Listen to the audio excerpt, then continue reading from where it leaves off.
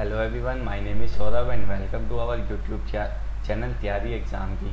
तो ये हमारी क्लास आज की 9th क्लास होने वाली है टैली प्राइम की, जिसमें हम सीखने वाले हैं कि हमें जीएसटी की एडजस्टमेंट एंट्रीज टैली प्राइम में कैसे करनी है। क्योंकि जो लास्ट क्लास थी उसमें हमने डिस्कस करा था कि हमें जीएसटी की रिपोर्ट्स को कैसे व्यू करना है टैली प्राइम में। तो जो आज की हमारी क्लास है, आज की बेसिकली यही क्लास होने वाली है कि हमें जीएसटी की एडजस्टमेंट एंट्रीज को टैली प्राइम में कैसे पोस्ट करना है। क्योंकि कभी भी क्या होता है, जब हम प्रॉपर अकाउंटिंग मेंटेन कर लेते हैं जीएसटी के साथ किसी भी सॉफ्टवेयर में, तो हमारा जो नेक्स्ट काम होता है वो ये होता है कि टैक्स को प्रॉपर तरीके से कैलकुलेट करना है कि हमारे पास कितना इनपुट अवेलेबल है, कितना आउटपुट अवेलेबल है, फिर हमें कितना टैक्स गवर्नमेंट को पे करवाना है। तो इन तरीके का जो सारा टैक्स की एडजस्टमेंट होती है वो किस तरीके से टैली प्राइम में हम मेंटेन करेंगे, हम वो सब सीखेंगे। लेकिन उससे पहले हमें ये देखना होगा कि जो जीएसटी एडजस्टमेंट के रूल्स होते हैं, कि हमें जो जीएसटी के सेट ऑफ के रूल्स होते हैं पहले हम उन्हें पढ़ेंगे। फिर हम टैली प्राइम में जिस कंपनी में हमने जीएसटी के साथ अकाउंटिंग मेंटेन करी थी उस कंपनी में हम देखेंगे कि भाई हमें जीएसटी के टैक्स की एडजस्टमेंट कैसे पास करनी है टैली प्राइम सॉफ्टवेयर में। तो सबसे पहले तो हम देख लेते हैं कि जो रूल्स होते हैं जी, रूल्स से हमें कैसे प्रॉपर रूल्स हम, क्योंकि रूल्स के अकॉर्डिंग ये एडजस्टमेंट होती है कि आपको किस हेड को किससे एडजस्ट करवाना है, कौन से हेड को किससे एडजस्ट करवाना है। तो सबसे पहले हम रूल्स ही पढ़ लेते हैं। तो ये हमारे सामने कुछ रूल्स आ जाते हैं जीएसटी के रूल्स। तो इन्हीं के अकॉर्डिंग ही एडजस्टमेंट होती है। एडजस्टमेंट का मतलब क्या है बेसिकली कि एक तरीके के जीएसटी के टैक्स की कंप्यूटेशन बनानी की, मतलब कि भाई कितना इनपुट अवेलेबल है, कितना आउटपुट अवेलेबल है, हम पे कितना गवर्नमेंट को टैक्स पे कराना है। अब इनपुट आउटपुट क्या होते हैं, थोड़ा सा मैं आपको बेसिकली बता दूं कि आपको प्रॉपर तरीके से ना पता हो। इनपुट वो होता है जो हम परचेज पे टैक्स पे करते के आते हैं और गवर्नमेंट हमें वो पैसा रिफंड कर देती है, जिससे हम अपनी टैक्स की लायबिलिटी को कम कर सकते हैं। और आउटपुट वो होता है जो हमारी लायबिलिटी होती है, जो हम कस्टमर से सेल करते हुए टैक्स कस्टमर से कलेक्ट करते हैं, और वो हमारी लायबिलिटी होती है कि हमें गवर्नमेंट को वो टैक्स पे करवाना होता है। तो ये होता है हमारा आउटपुट। तो होता क्या है जी, इनको हमें एडजस्ट करना पड़ता है। क्योंकि जैसे देखो, किसी महीने में आपने जो परचेज करी, जो आपका इनपुट है वो बना है जी 1 लाख रुपए, यानी आप 1 लाख रुपए परचेज पे टैक्स को दे के आ चुके हो। लेकिन उसी महीने में ही जो आपने आउटपुट बना, आपका बना 50,000 रुपये, यानी कि 50,000 रुपये आपने कस्टमर से टैक्स को कलेक्ट किया, वो बन गया आपका आउटपुट।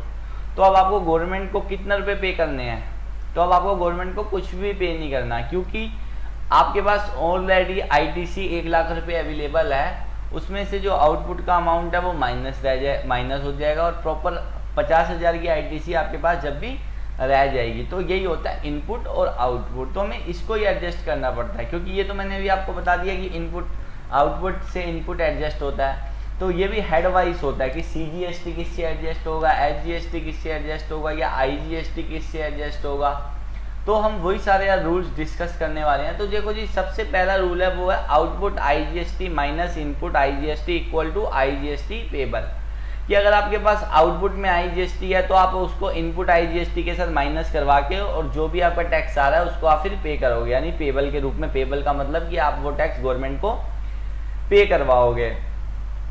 फिर जी सेकंड रूल है output IGST minus input IGST. ये दोनों यहाँ से सेम है, लेकिन यहाँ पे आ गया इक्वल टू इनपुट आईजीएसटी। जैसे यहाँ पे तो पेबल आ गया, इनपुट आईजीएसटी का मतलब वही है जो मैंने जैसे अभी आपको एक एग्जांपल दिया था कि आपके पास 1 लाख रुपए ऑलरेडी आईटीसी अवेलेबल है और आपके किसी मंथ में 50,000 रुपये का जीएसटी का टैक्स बन गया। तो आपको गवर्नमेंट को ओनली 50,000, आपकी फिर भी 50,000 रुपये की आईटीसी अवेलेबल रह जाएगी, आपको गवर्नमेंट को कुछ भी पे नहीं करना।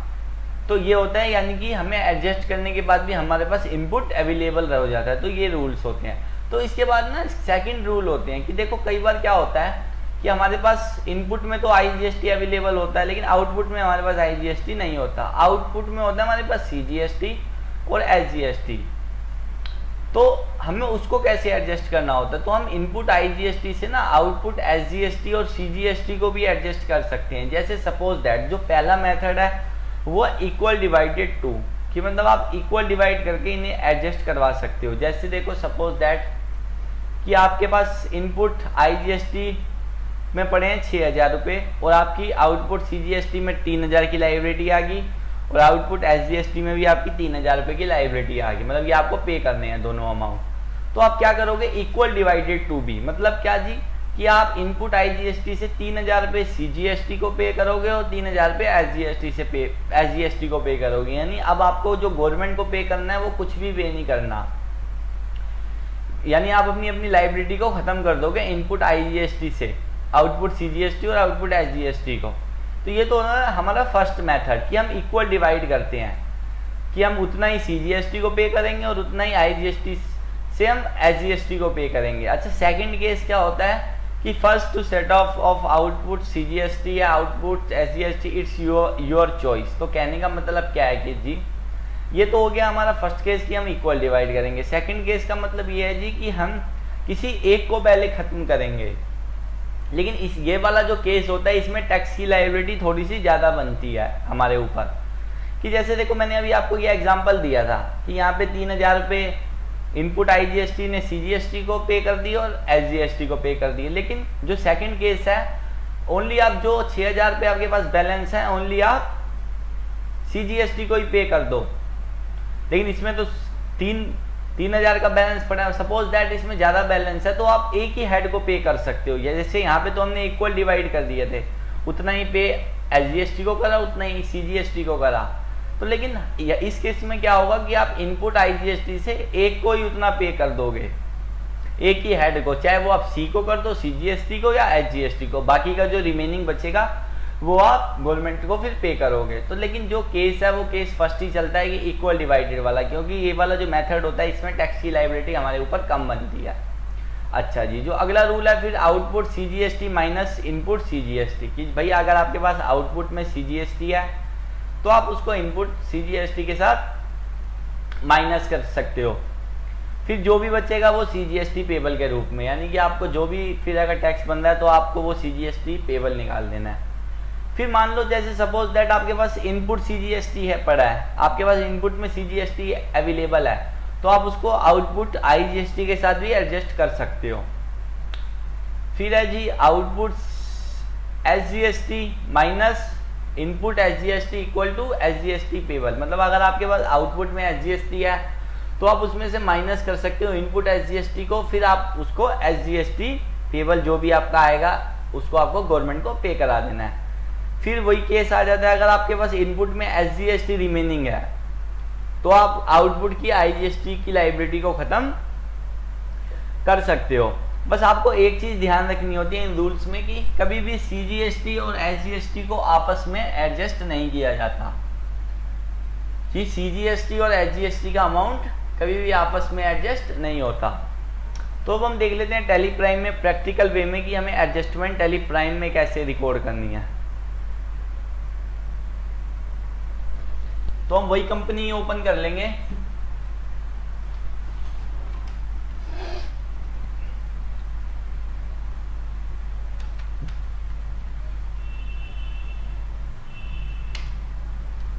तो हम वही कंपनी ओपन कर लेते हैं जिसमें हमने GST का वर्क किया था, इंडिया इलेक्ट्रॉनिक्स। तो हम यहाँ पे प्रॉपर GST की एंट्रीज कर चुके हैं। तो हम बिफोर से एक बार व्यू कर लेते हैं, जो मैंने आपको लास्ट क्लास में सिखाया था F12, इसको यहाँ से डिटेल कर दोगे तो यहाँ पे मैंने आपको बताया था 3.1 में आपके पास प्रॉपर आउटवर्ड की डिटेल आती है, यानी सेल्स की आपकी डिटेल आती है, और आपके पास एलिजिबल ITC में मतलब कितना ITC अवेलेबल है आपके पास ये आता है। तो हम GSTR1 देख लेते हैं कि ये जो इसमें डेटा आ रहा है वो यहाँ पे भी मैच हो रहा है GSTR1 में। तो हाँ जी, GSTR1 में भी ये अमाउंट मैच हो रहा है। तो अब हमें इसकी करनी है एडजस्टमेंट, कि हमें इसको टैक्स को कैलकुलेट कैसे करवाना है और इसको गवर्नमेंट को अगर हमारी कोई लायबिलिटी बन रही है तो पे कैसे कराना है। क्योंकि देखो जो सेट ऑफ होता है वो पोर्टल तो ऑटोमेटिक कर देता है कि किस हेड से किसको एडजस्ट करना है, लेकिन प्रॉपर आपको भी कैलकुलेशन आनी चाहिए कि भाई अगर आप किसी महीने का टैक्स पे रिटर्न फाइल कर रहे हो तो आपको पता होना चाहिए 3B में कि मेरे इस हेड में इतना का टैक्स बनेगा, तो ये प्रॉपर आपको पता होना चाहिए। तो आपको सिंपली चेक करने के लिए बैलेंस शीट में आ जाना है और आपको यहाँ पे Alt F1 कर देना है। तो आपको एक ये ड्यूटीज एंड टैक्सेस दिख रहा है 51,000 रुपये का। तो देखो जब भी ड्यूटीज एंड टैक्सेस में कोई अमाउंट आता है तो वो हमारा टैक्स की लायबिलिटी होती है, यानी कि हमें पता लग गया 51,000 रुपये हमें गवर्नमेंट को पे करने हैं। लेकिन अगर कोई अमाउंट माइनस में कभी ड्यूटीज एंड टैक्सेस में आ रहा हो तो मतलब उसका ये होता है कि हमें वो हमारे पास आईटीसी अवेलेबल है, और अगर माइनस में नहीं आ रहा तो मतलब ये है कि जी हमें वो गवर्नमेंट को पे करवाना है। तो हमें ये तो पता लग गया कि हमें 51,000 रुपये गवर्नमेंट को पे कराने, 91,000।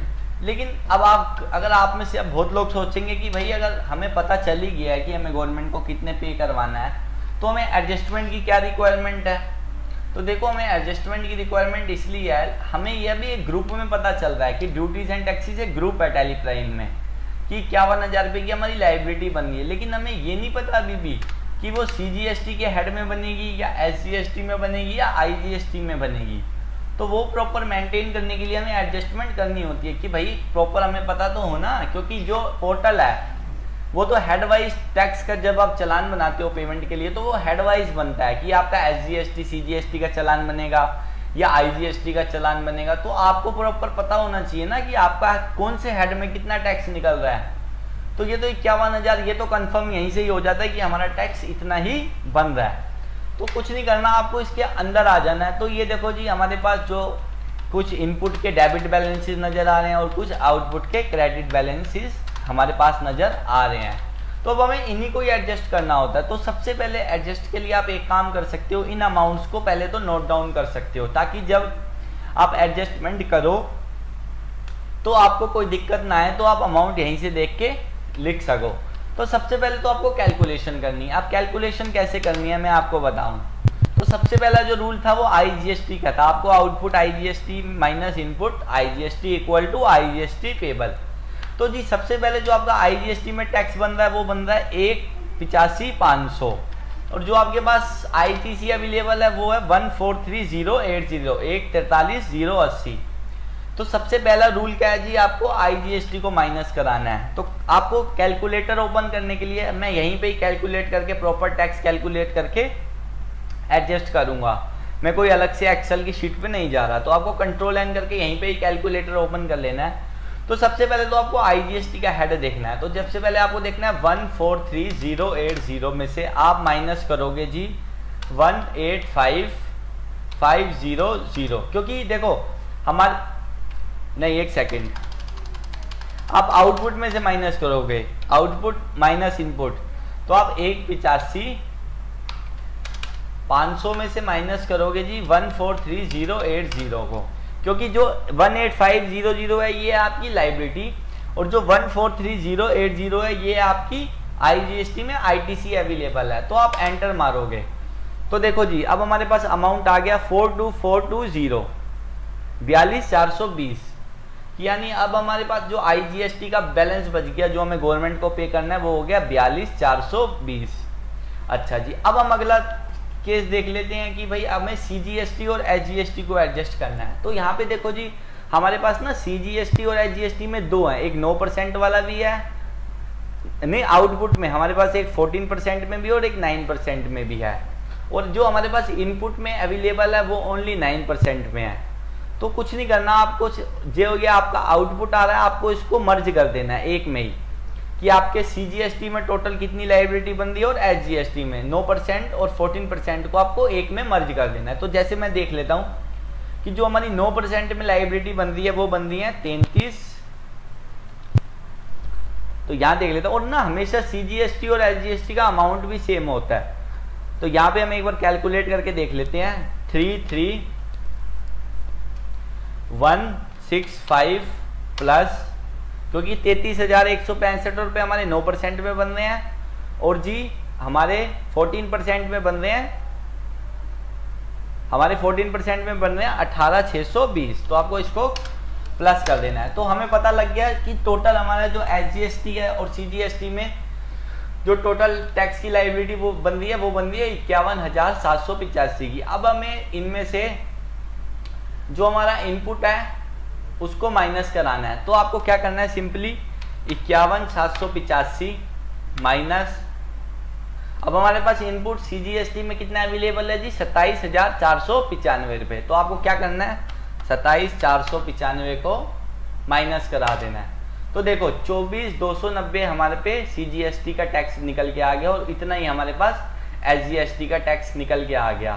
तो एक बार हम इनको ना प्लस करके देख लेते हैं कि IGST में हमारे पे टैक्स निकला 42,420 और CGST और SGST में निकलेगा 24,290। तो एक बार हम प्लस करके देख लेते हैं 24,290 प्लस 24,290 प्लस 42, तो एक बार देख लेते हैं हम 42,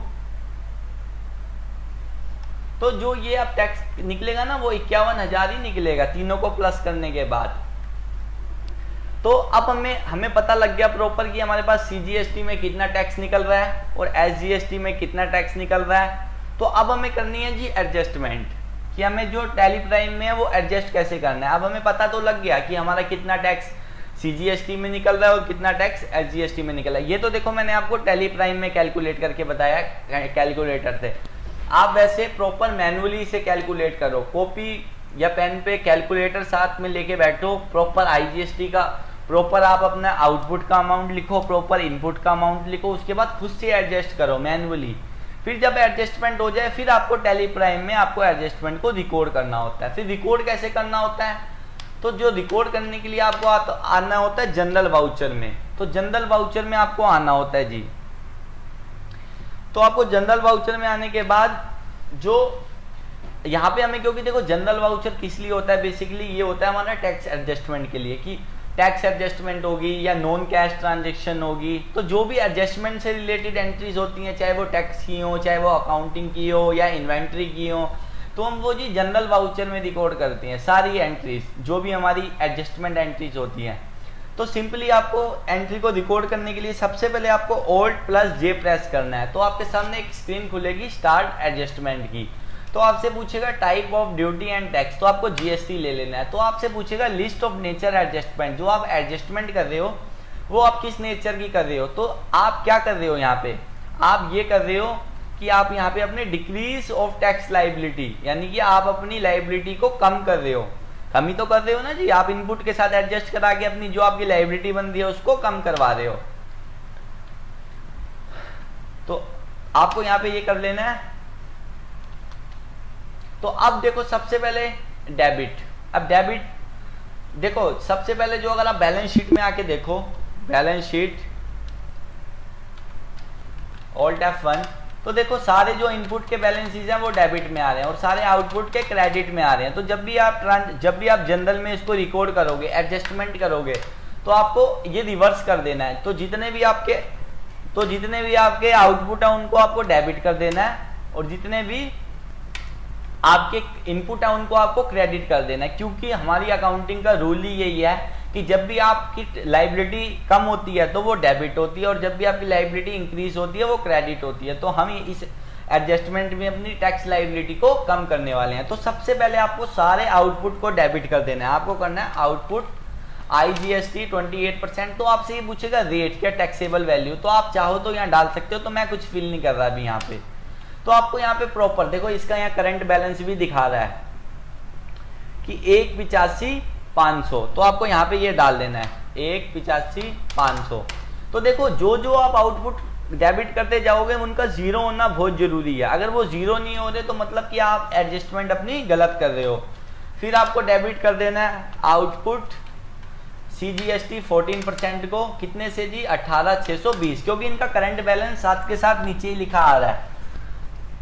फिर आपको डेबिट कर देना है किसको जी, आउटपुट SGST 14%, तो इसका भी अमाउंट आपको ले लेना है 18,620। फिर आपको डेबिट कर देना है आउटपुट CGST 9% को, इसका अमाउंट ले लेना है आपको 33,165। फिर आपको डेबिट कर देना है आउटपुट SGST 9% को जी 33,165। तो देखो हमारे सारे आउटपुट आ चुके हैं। अब आती है इनपुट की बारी कि हमें इनपुट को कैसे एडजस्ट करना है। अब इनपुट को हमें करना होता है क्रेडिट। क्रेडिट सबसे पहले हमारे पास इनपुट किस में अवेलेबल था, वो था जी IGST में, तो आपको इनपुट IGST ले लेना है। तो देखो ये बैलेंस आ रहा है 289,070, तो हमारे पास तो इतना इनपुट अवेलेबल था नहीं, तो यहाँ पे ये बैलेंस क्यों आ रहा है, यहाँ पे ये बैलेंस इसलिए आ रहा है क्योंकि ये सबका टोटल करके ये हमें ये यहाँ पे दिखा रहा है, लेकिन नहीं, हमें यहाँ पे एक्चुअल वैल्यू लानी है। तो एक्चुअल वैल्यू लाने के लिए या तो आप पहले से नोट डाउन करके लिख सकते हो कि भाई इसकी क्या अमाउंट आने वाला है इनपुट आईजीएसटी में, वहां से देख के जो भी सही अमाउंट हो आप यहाँ से लिख सकते हो। लेकिन अगर आपको यहाँ पे एक्चुअल अमाउंट चाहिए या तो आप यहीं से ही ऑल्ट जी करके बैलेंस शीट में जाके इसे देख सकते हो, वरना आप यहीं पे ही ना ऑल्ट सी प्रेस करते हो तो ऑल्ट सी देखो कैलकुलेटर दो तरीके से ओपन होता है, कंट्रोल एन और एक ऑल्ट सी। कंट्रोल एन से तो क्या होगा कि आप कैलकुलेट कर लोगे, लेकिन आपको अगर एंट्री के टाइम वही कैलकुलेशन अपनी एंट्री में दिखानी है तो आप ऑल्ट सी का यूज करते हो। तो जैसे देखो मेरे को यहाँ पे जो आपको करंट बैलेंस ये दिखा रहा है ना 289070, आपको ये लिख देना है 28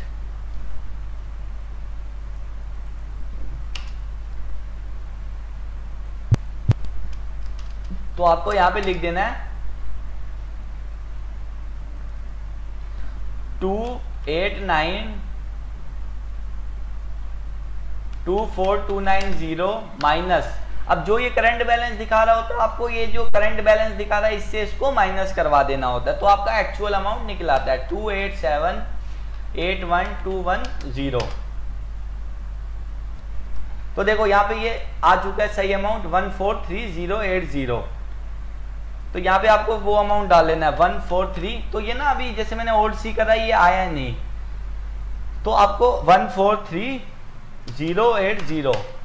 तो देखो वो बिल्कुल बैलेंस है जो वो जीरो हो चुका है इनपुट का। फिर आपको क्रेडिट कर देना है किसको जी, इनपुट CGST 9% को। अब यहाँ पे भी वही आ रहा है कि बैलेंस, यहाँ पे हमें एक्चुअल बैलेंस नहीं पता, तो आपको प्रॉपर पहले तो लिख लेना है कि कौन से हेड में कौन सा बैलेंस आने वाला है। तो जो इसका बैलेंस था वो मुझे याद है 27495, तो देखो वो भी जीरो हो गया। फिर आपको क्रेडिट कर देना है इनपुट SGST को, फिर इसका भी बैलेंस यही आएगा 27495। तो देखो सारे इनपुट आउटपुट और इनपुट हमने एडजस्ट कर दिए, लेकिन अभी भी हमारी एडजस्टमेंट कंप्लीट नहीं हुई। देखो यहाँ पे आ रहा है ना अभी डिफरेंस, तब तक ये डिफरेंस बना रहेगा, यानी कि हमारी एडजस्टमेंट कंप्लीट नहीं हुई है। तो आपको अब क्रेडिट, अब आपको अपनी यहाँ पे लायबिलिटी दिखानी है कि आपकी कौन से हेड में कितनी लायबिलिटी निकल रही है। जैसे हमारी, मैं एक बार कंट्रोल एन दिखा देता हूँ, हमने अभी कैलकुलेट करा था ना थोड़ी देर पहले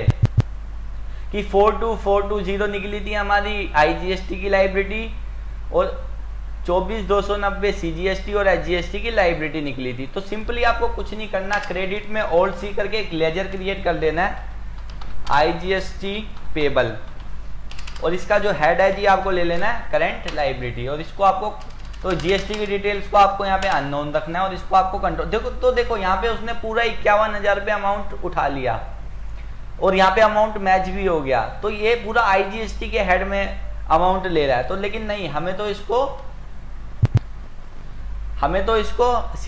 IGST CGST पेबल में सब में तीनों हेडों में दिखाना है। तो आपको यहाँ पे लिख देना है 42420। तो फिर आपको क्रेडिट कर देना है एक बार, फिर आपको एक लेजर क्रिएट करना है। क्या, कौन सा लेजर क्रिएट करना है जी, ऑल्ट सी दबा के SGST पेबल, करंट लायबिलिटी आएगा इसका ग्रुप, और इसकी जो GST की डिटेल्स हैं इसको आपको अननोन रखना है और इसको आपको सेव करवा देना है। तो यहाँ पे जो इसका बैलेंस था वो था 24,290। फिर आपको एक लेजर बना देना है CGST पेबल, इसका भी आपको करंट लायबिलिटी ग्रुप ले लेना है और यहाँ पे इसको आपको अननोन रखना है। तो देखो अब हमारी प्रॉपर एंट्री हो चुकी है, प्रॉपर ये भी मैच हो चुका है और प्रॉपर हमारी जो इनपुट आउटपुट की एडजस्टमेंट है वो हो चुकी है। तो अगर आप देख पा रहे हो तो सारे हमारे आउटपुट डेबिट हो गए और हमने सारे इनपुट को क्रेडिट कर दिया जितने भी, और जो भी हमारी लायबिलिटी थी हमने उसको भी बुक कर दी। तो देखो तो इसको आपको कंट्रोल ए से, तो अगर आप इनको टोटल करोगे ना 42420 24290 को, तो टोटल जो हमारी लायबिलिटी वो 51,000 के ही बनेगी, क्योंकि जो ड्यूटीज एंड टैक्सेस है वो हमें ग्रुप में दिखाता है और हमें एक लेजर में चाहिए होता है इसका बैलेंस। तो आपको इसको सेव करवा देना है। तो अब आपको एस्केप से टेलीप्राइम से बाहर आना है और आपको बैलेंस शीट ओपन करके ऑल्ट F1 देखना है। तो आपको ड्यूटीज एंड टैक्सेस देखो खाली हो चुका है क्योंकि हमने एडजस्टमेंट कर दिया है। तो देखो तो यहाँ पे हेड वाइज अब हमें नजर आ रहा है कि CGST में हमें 24,290 देने हैं, और SGST में भी इतने ही देने और IGST में हमें देने 42,420। तो प्रॉपर समझ क्या आया कि इससे पहले जब हमने एडजस्ट टैक्स को नहीं किया था तो ड्यूटीज एंड टैक्सेस में हमें टोटली वो 51,000 दिखा रहा था, लेकिन अब उसने हमें लेजर वाइज प्रॉपर उसने दिखा दिया हमें कि हमें CGST, SGST और IGST में कितना पे करना है। तो अब आपको कुछ नहीं करना, आपको सिर्फ टैक्स की पेमेंट करनी होती है। तो आप वाउचर्स में जाएंगे, F5 में जाएंगे, तो आपको यहाँ पे भी ना एक कंट्रोल F का यूज बटन करना होता है, कंट्रोल F। तो ये होते हैं स्टार्ट पेमेंट। तो आपको स्टार्ट पेमेंट पे क्लिक कर देना है। तो आपसे पूछता है किस टाइप की पेमेंट है, तो जी हमारी GST की पेमेंट है। फिर आपसे पूछेगा रेगुलर, तो हाँ जी रेगुलर की पेमेंट है। फिर आपसे पीरियड पूछेगा आपको कब से कब तक की, फिर जी डेबिट। तो इसको हम एक बार ना सिंगल एंट्री, चलो इसी सिंगल एंट्री मोड पे कर लेते हैं। तो अकाउंट, सबसे पहले अकाउंट मतलब क्या जी, आप किससे पेमेंट करने वाले हो। तो एक हम बैंक बना लेते हैं, SBI बैंक अकाउंट, क्योंकि जो भी टैक्स की पेमेंट होगी वो आप बैंक से करोगे। इसका हेड रहेगा जी बैंक अकाउंट। और जी कुछ नहीं करना, आपको इसको सेव करवा लेना है। तो अभी तो हमारा ना बैंक नेगेटिव में आएगा क्योंकि हमने कोई रिसिप्ट की एंट्री तो डाली नहीं है बैंक में।